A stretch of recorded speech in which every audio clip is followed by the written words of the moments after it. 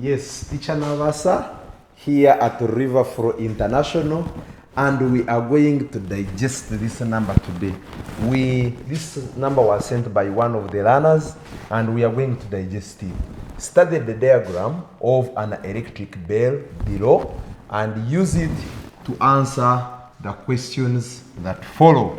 Now we are going to look at this number, and we are going to use this item, which is one of the items in the new approach primary science kit made by Riverflow International. So this is what they have given us. It is organized in this format. This part is this part labeled D. This part is this part labeled part C. And this is this part here, the one labeled contact screw. Then we have part B, which is the switch. It is here. It is here. Here. Then these series are these ones which are labeled A. So, and this part, this one which has north-south, here they connected the magnets, but here we have a coil which will actually become an electromagnet. Those of you who studied about the solenoid, you know about this. And this is in P7 in the topic of electricity and magnetism. Let's start. Now, I told you that when you are identifying the question, you need first to know what they have asked. So they have already told us that this is an electric. They have told us that this is an electric bell. So we know that. And they have labeled for us one of the parts as contact screw. So we have this part here. This is the one that hits this part. So this part that is B, that they hit, like I showed you on my electric bell, this one becomes the gong. So this is the gong. Then now this one which hits here, this one becomes the hammer. So C becomes the hammer. Okay, then this is already the contact screw. We know this one or this one is an electromagnet. This is an electromagnet. Others call it a coil. Others call it a solenoid.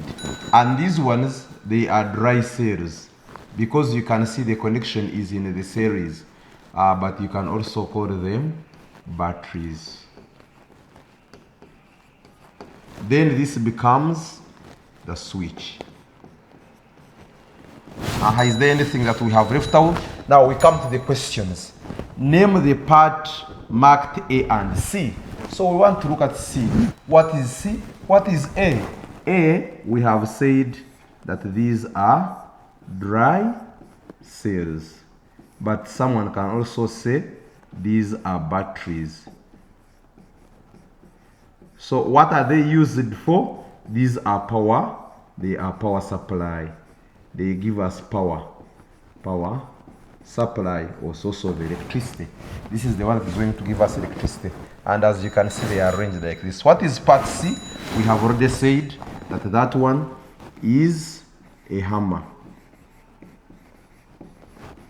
It is the one that hits this gong. For example, when I complete the circuit here, when I complete the circuit by switching on, and then I turn the contact screw like this, it is the one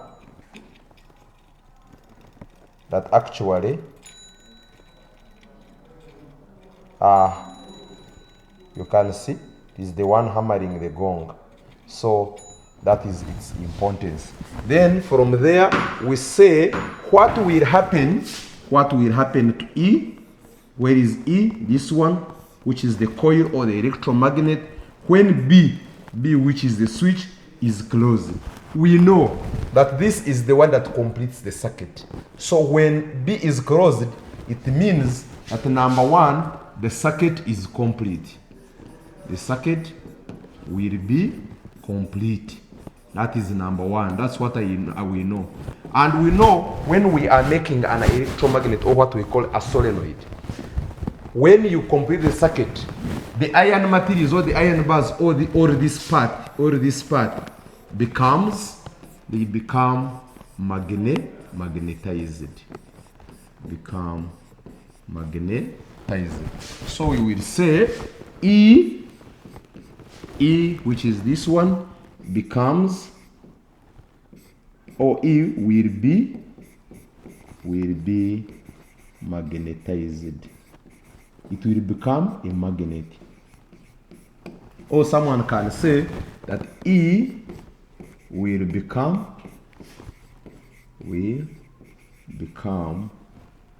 an electromagnet.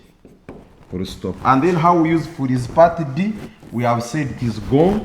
So part D, we say D is a gong. Okay, what does it do? It produces sound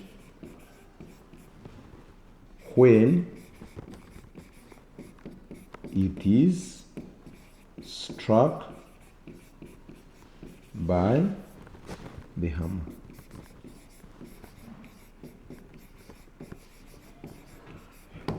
That is how simple we have digested this. What do you think? If you have more questions, send them to us.